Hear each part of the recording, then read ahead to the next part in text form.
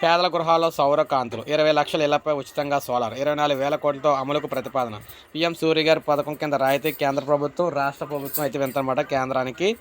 So పేదల ఇంటిపై సౌర విద్యుత్ ఏర్పాటుకు రాష్ట్ర ప్రభుత్వం కసరత్తు చేసింది. మొదటి దశలో 20 లక్షల ఇళ్లపై వచ్చే డిసెంబర్ నాటికి 24,000 కోట్లతో సౌర పలకలు అయితే ఏర్పాటు చేయబోతూ ఉన్నారు.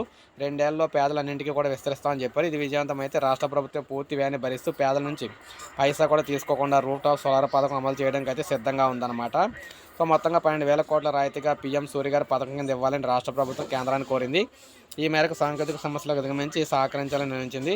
ఈ ప్రతిపాదనలపై కేంద్ర నూతన పునరుద్ధరీకరణ ఇంధన వనరుల మంత్రిత్వ శాఖ తాజాగా సానుకూలంగా స్పందించింది. పీఎం సూర్య గారి కింద దేశంలో 1 కోటి ఇళ్లపై సౌర ఫలకాల ఏర్పాటుకు ప్రభుత్వం నిర్ణయించింది. ప్రజలు ఎవరైనా ఇంటిపై సోలార్ విద్యుత్ ఏర్పాటు చేసుకుంటే 1 కిలోవాట్కి 30,000, 2 కిలోవాట్లు అయితే 60,000, గరిష్టంగా 3 కిలోవాట్లు 78,000 అయితే రాయితీ ఇస్తున్నారు. ఆ ఇంటి యజమాని బ్యాంక్ ఖాతాలో జమ చేస్తారన్నమాట. ఈ నిబంధన అవరోధంగా మారినట్లు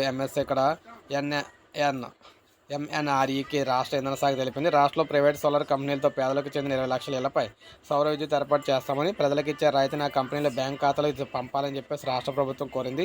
ఇప్పటికీ కొన్ని గ్రామాల్లో ప్రయోగాత్మకంగా 40,000 ఇళ్లపై ఇలా కంపెనీలతో సోలార్ ఏర్పాటు చేస్తున్నారు. రాయితీని ఆ కంపెనీల ఖాతాలకు పంపడానికి అంగీకరించినందున అలాగే 20 లక్షల ఇళ్లకు కూడా ఇవ్వాలని కూడా తాజాగా అయితే అన్నారన్నమాట. సో మొత్తం మీద నెలకు రూ. 220 అంటే 220 కోట్లు కరెంట్ అయితే ఉత్పత్తి అయితే చేస్తాయన్నమాట ఇవన్నీ కూడా. సో ఈ విధంగా తెలంగాణ ప్రతి ఒక్కరు కూడా ఉచితంగా సోలార్ ద్వారా కరెంట్ అయితే అందించడం కోసం అయితే ప్రభుత్వం కసరత్తు చేసి. సో ఇది మనకి అప్డేట్. ఒక లైక్ చేయండి, సబ్స్క్రైబ్ చేసుకోండి మన ఛానల్.